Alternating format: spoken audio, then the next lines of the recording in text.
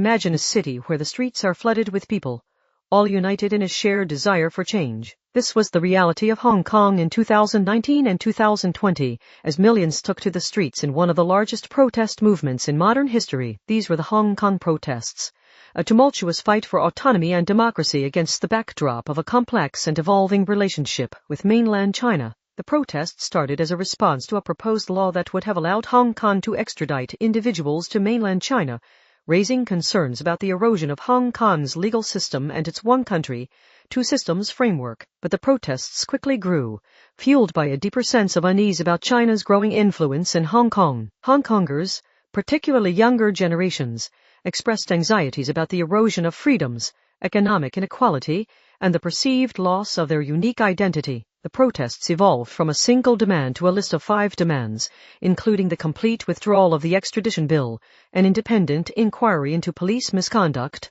and the implementation of universal suffrage. These demands reflected a broader desire for greater autonomy and democratic representation. The Hong Kong government, led by Chief Executive Carrie Lam, initially resisted the protesters' demands, invoking emergency powers to enact an anti-mask law and resorting to forceful tactics to disperse crowds. The police, facing accusations of brutality and a lack of accountability, further fueled the protesters' anger. The use of tear gas, rubber bullets, and even live ammunition raised serious concerns about human rights violations. Protesters retaliated with a mix of peaceful demonstrations and more confrontational tactics, including the use of petrol bombs. The protests, at times, escalated into violent confrontations between protesters and police, as well as between protesters and pro-Beijing counter-protesters. These clashes further divided the city, highlighting the deep political polarization. The protests, however, also inspired acts of creativity and solidarity. Protesters embraced artistic expressions,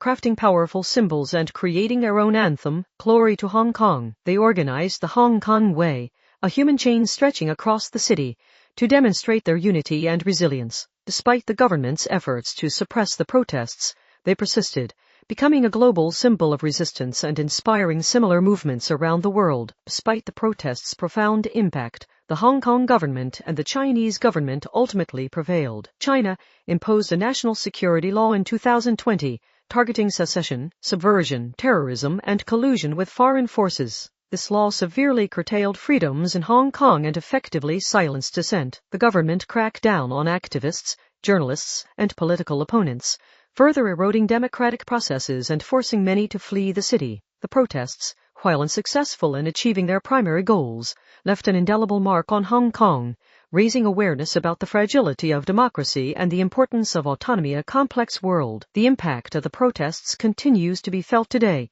as Hong Kong navigates the complexities of its relationship with mainland China.